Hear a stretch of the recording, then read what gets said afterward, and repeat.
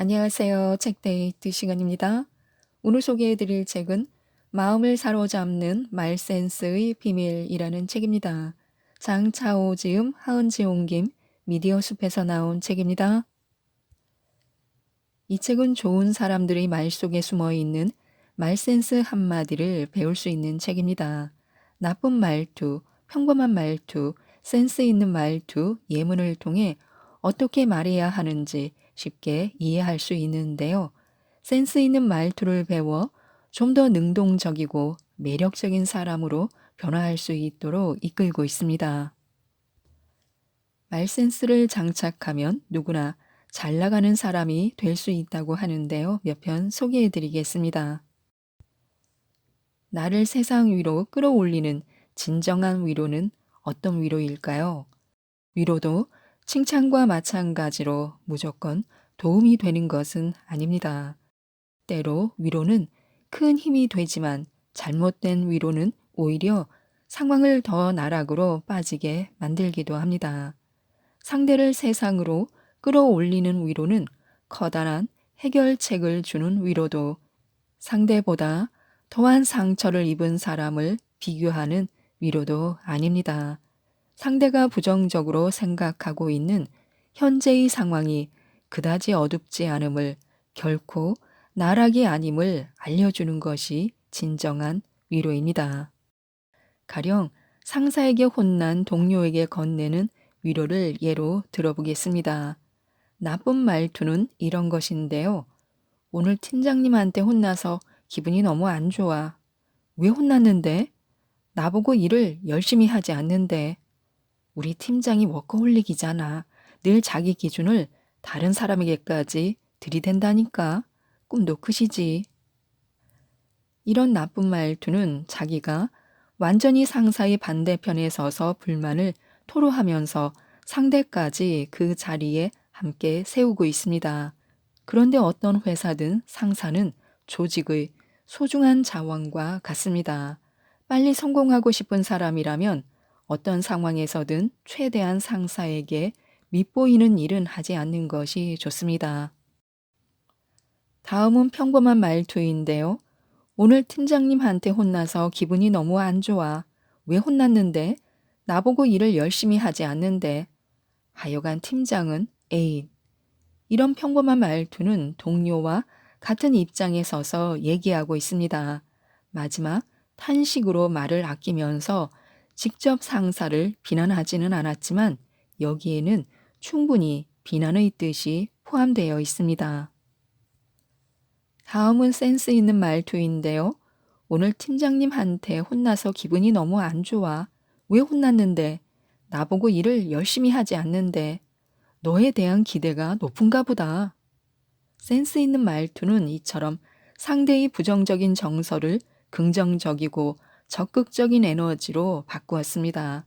또 상대를 칭찬하면서 상사는 욕하지 않음으로써 상황을 긍정적으로 마무리 짓습니다.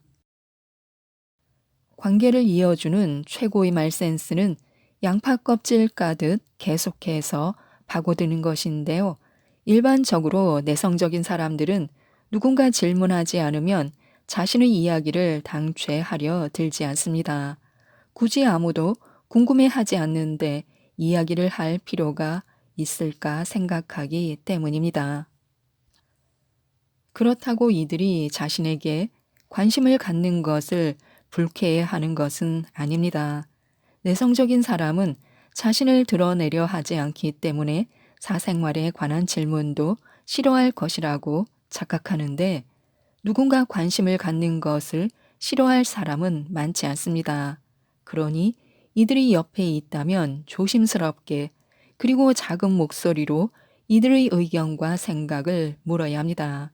계속해서 파고들수록 이들은 자신의 이야기를 더욱 조리 있게 자주 많이 할 것입니다. 또한 제발 솔직함을 무기로 쓰지 말아야 합니다. 솔직함과 무례함 사이는 종이 한 장, 아니 단어 하나의 차이입니다. 그 차이는 미미하지만 대화를 나누는 상대에게는 거대한 장벽이 세워지는 느낌이 들 수 있습니다. 그저 솔직하다는 이유만으로 자신의 버릇없는 말투를 자랑 삼아 내뱉지 말아야 합니다. 사람을 만나다 보면 화나고 우울하고 마음이 상하고 전혀 이해할 수 없는 일들이 생기게 마련입니다. 이 우라통 터지는 감정을 조리 있게 표현하는 세 가지 원칙이 있습니다. 첫째, 가감 없이 사실만을 이야기하라. 둘째, 다른 사람은 평가하지 말고 자신의 생각만 이야기하라. 셋째, 도리를 따지지 말고 자신이 느낀 바를 이야기하라. 이 세 가지가 쉬워 보여도 잔뜩 화가 올라올 때는 실천하기 쉽지 않습니다. 만약 약속 시간에 늦었을 때 상대는 크게 네 가지 반응을 보일 것입니다. 1. 넌 진짜 약속을 잘 안 지켜. 2. 아니 대체 무슨 일이야? 3. 너 30분이나 늦었어. 4. 무슨 일 있는 줄 알고 걱정했잖아. 괜찮은 거지? 위의 네 가지 반응 중 최악은 첫 번째입니다. 상대가 자신의 부정적인 감정을 표출하는 동시에 당신에게 부정적인 꼬리표를 달았기 때문입니다. 이는 당신이라는 사람 자체를 부정하고 있다는 의미로 이후 둘의 관계를 악화시키는 계기가 될 수 있습니다. 두 번째 반응은 자기 감정을 직접 표출하고 있습니다. 이런 질책이 당신에게 부담을 가중시키긴 하지만 그렇다고 상대가 당신이라는 사람을 나쁘게 평가하고 있는 것은 아닙니다.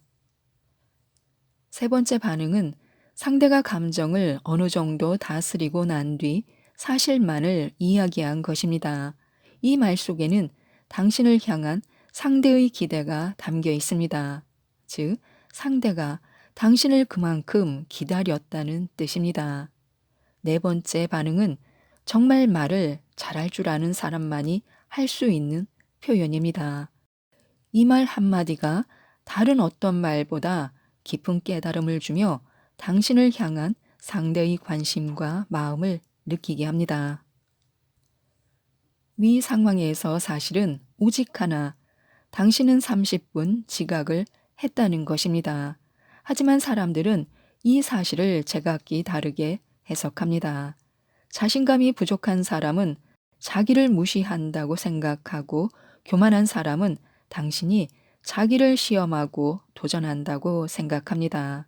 냉정한 사람은 이것이 늘 일어나는 흔한 상황이라 여기고 마음이 넓은 사람은 긴장한 당신의 얼굴과 미안한 감정을 동시에 읽어냅니다. 그러니 우리는 마음을 조금 넓게 가져보는 것이 좋을 것입니다. 솔직히 우리는 자신과 다른 사람에게 지나칠 만큼 다른 기준을 적용합니다. 내가 시간 약속에 늦으면 어쩌다 한 번이라고 말하지만 다른 사람이 늦으면 무척 게으르다라고 생각합니다.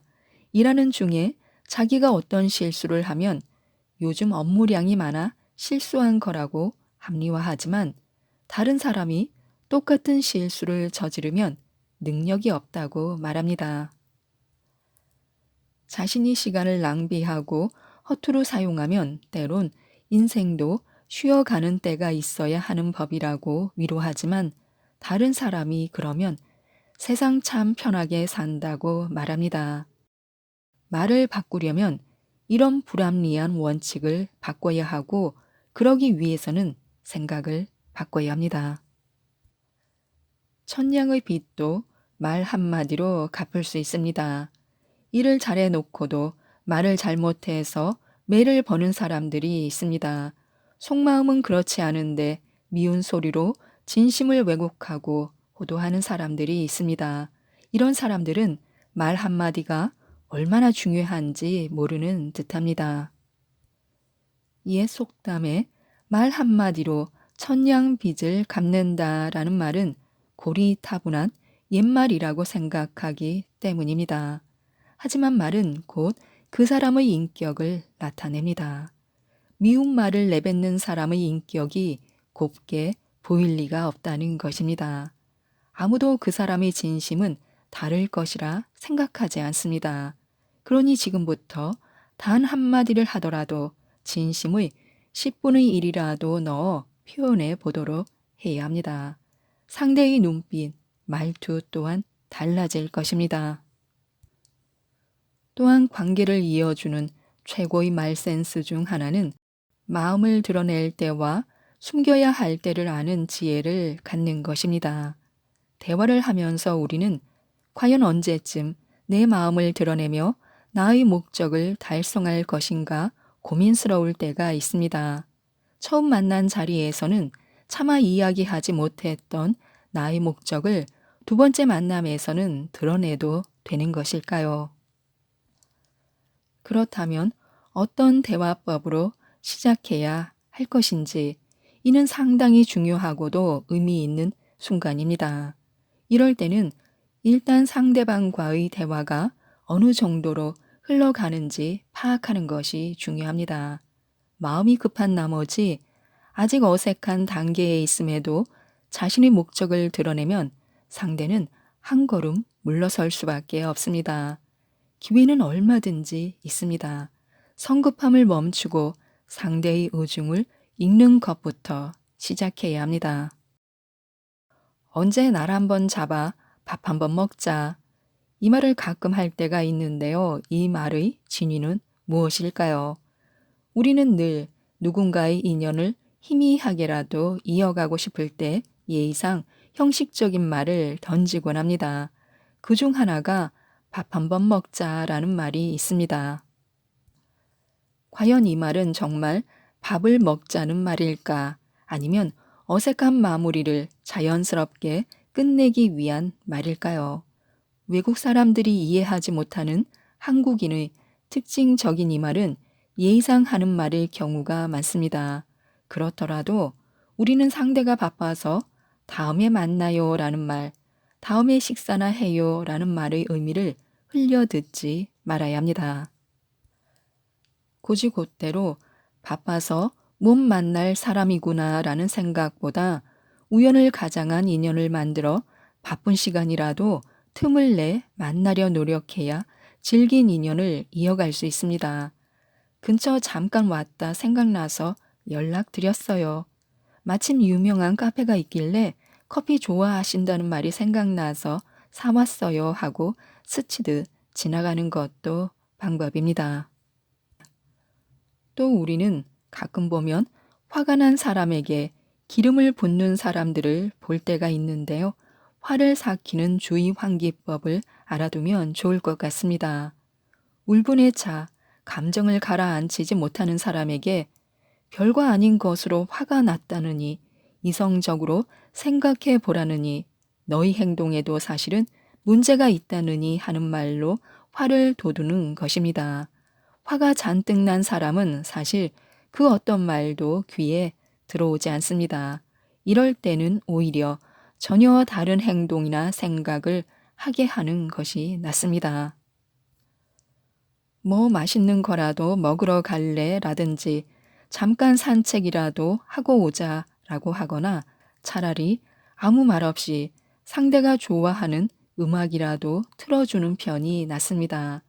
이렇게 주의를 환기시키면 산 꼭대기까지 올라갔던 분노는 어느새 나지막한 능선쯤으로 내려와 있을 것입니다. 진심은 시궁창에서도 통한다고 하는데요. 아무리 힘들고 우울한 나날이라도 나의 진심을 담은 일상을 살며 진정성이 담긴 대화를 이어나가다 보면 나에게 구원해 줄 시간과 사람이 다가옵니다. 이는 진심은 어디서든 통한다는 진리입니다. 삶의 가식을 담고 거짓을 더해 아무리 화려한 하루하루를 보낸다 해도 그 시간은 결국 가짜의 인생이며 모래 위의 성처럼 언제 무너질지 모르게 위태로울 것입니다. 이렇듯 진심으로 대화를 하는 사람은 아무리 험악한 인상을 갖고 있다 해도 결국 그의 마음은 전해질 수 있습니다. 이것이 바로 그저 일의 목적보다 사람을 향해 대화를 나누어야 하는 이유입니다. 지금까지 이 책에 대해서 말씀드렸는데요. 잘 나가는 사람들의 말 속엔 센스 있는 한마디가 있다고 합니다. 오해를 이해로 바꾸는 말투의 힘을 배울 수 있는 이 책, 마음을 사로잡는 말 센스의 비밀을 꼭 한번 읽어보시고 모든 분들이 멋진 말 센스로 멋진 인생을 가꾸어 가셨으면 좋겠습니다. 이상 책데이트였습니다. 감사합니다.